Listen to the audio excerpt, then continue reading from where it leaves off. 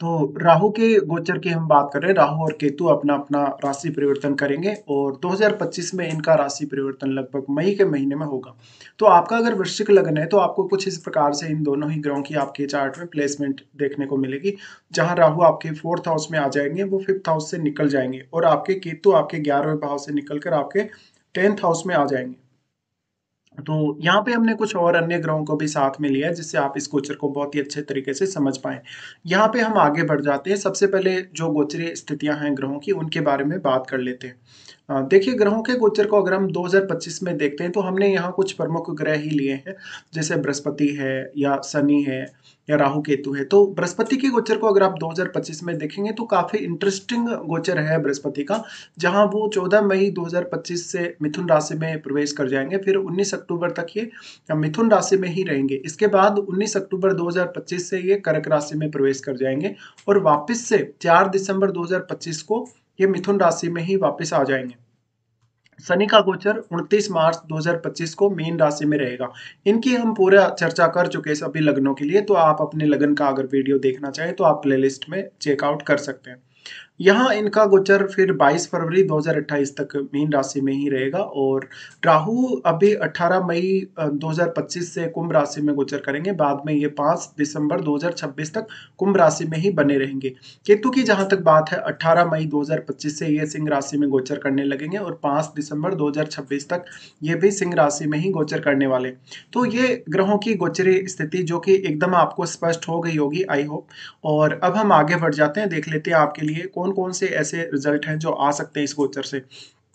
हम यहाँ डिस्पोजिटर का भी रोल देखेंगे, क्योंकि राहु का गोचर इस बार काफी ज्यादा इंटरेस्टिंग गोचर हो गया है। और राहु वैसे तो शनिवत चलते ही है, लेकिन इस बार वो शनि के ही घर में रहने वाले, इसलिए हम शनि के गोचर को भी थोड़ा सा देखेंगे डिस्पोजिटर के अकॉर्डिंग।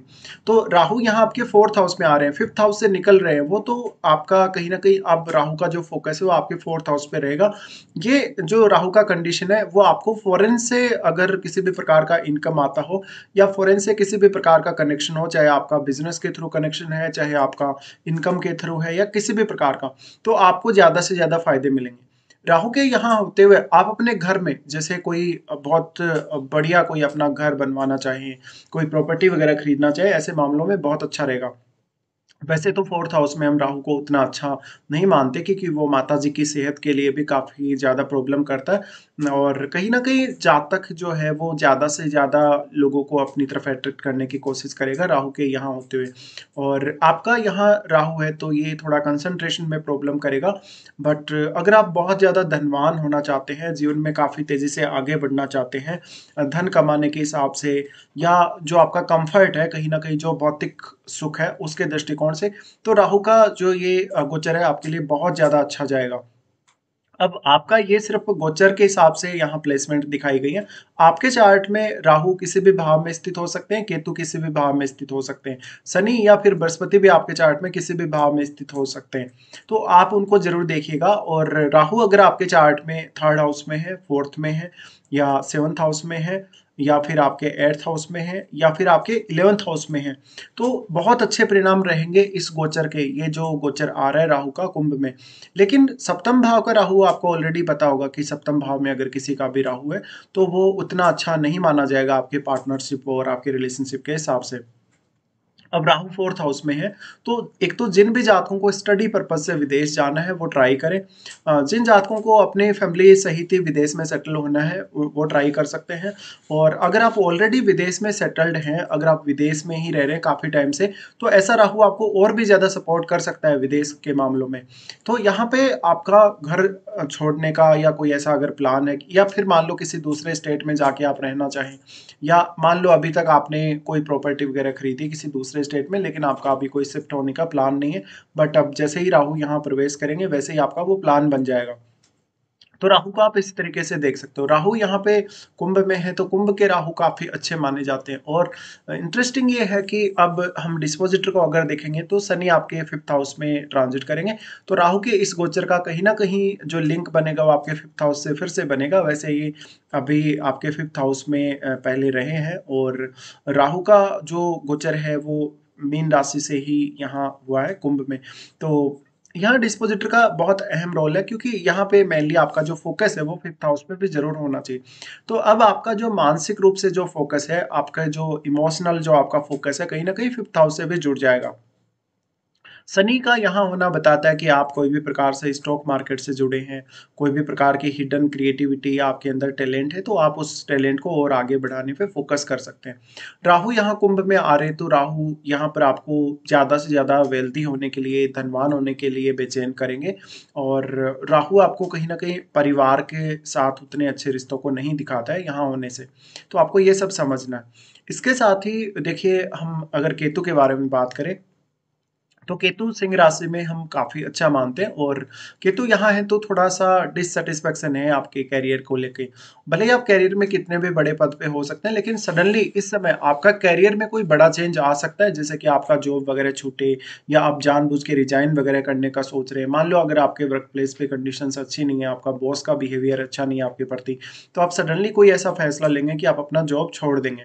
तो ये जो आपके फैसले हैं, ये सब, इन सभी फैसलों को केतु प्रभावित करेंगे। अब केतु यहाँ है तो कोई भी रॉन्ग डिसीजन लेने से आपको बचना चाहिए। ये आपके पास तब ऐसी स्थिति बनेगी जब कहीं ना कहीं आपको केतु की महादशा या कोई अंतरदशा केतु की चल रही है किसी भी दूसरे ग्रह में। तो यहाँ केतु को भी आपको बिल्कुल भी नज़रअंदाज नहीं करना है। हाँ, लेकिन आप केतु से रिलेटेड किसी ही फील्ड में काम कर रहे हैं, जैसे मान लो आप स्पिरिचुअलिटी से रिलेटेड काम कर रहे हैं, या आपका प्रोफेशन डायरेक्टली या इनडायरेक्टली अगर केतु से जुड़ा है, तो आप यहाँ काफ़ी ज़्यादा अच्छा कर सकते हैं केतु के इस प्रभाव की वजह से।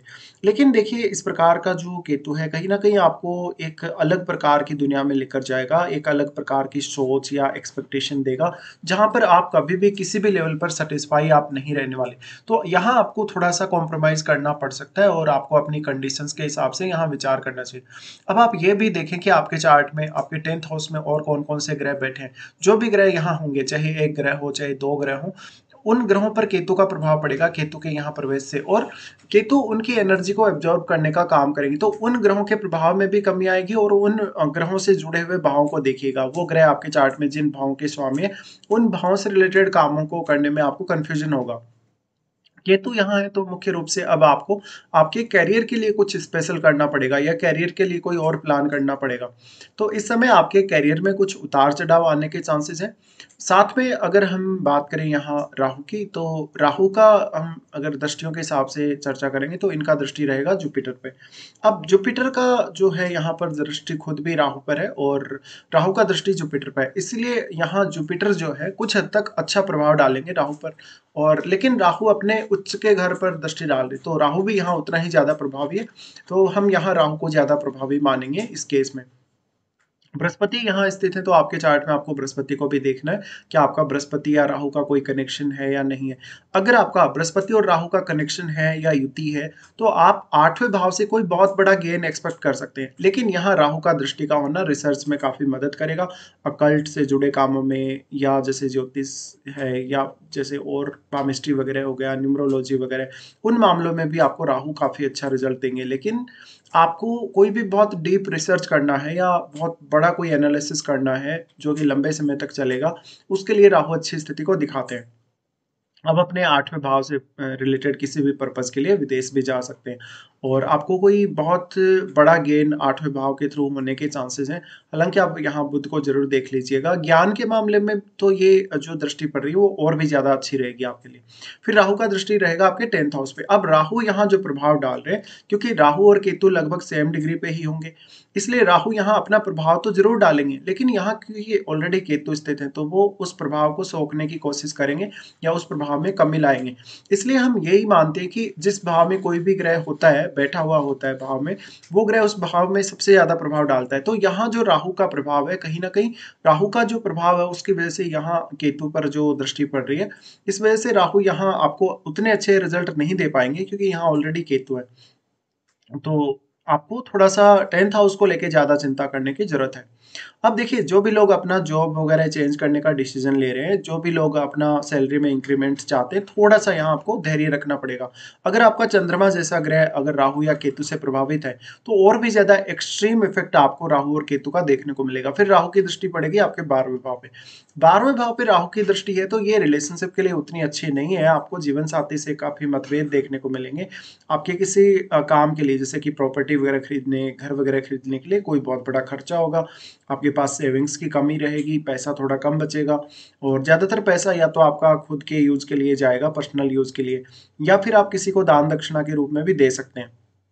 राहु का यहाँ दृष्टि रहेगा तो विदेश सेटलमेंट के लिए जो लोग अभी प्रयास कर रहे हैं या जो पीआर वगैरह लेना चाहते हैं उनके लिए बहुत अच्छी स्थिति है। आप अपने चार्ट में देखिएगा, अगर आपके चार्ट में राहु की जो स्थिति अगर काफ़ी अच्छी हुई तो राहु यहाँ आपको काफ़ी ज़्यादा गेन देंगे, बट ऐसा राहु फैमिली से थोड़ा दूर करता है आपको हमेशा ही।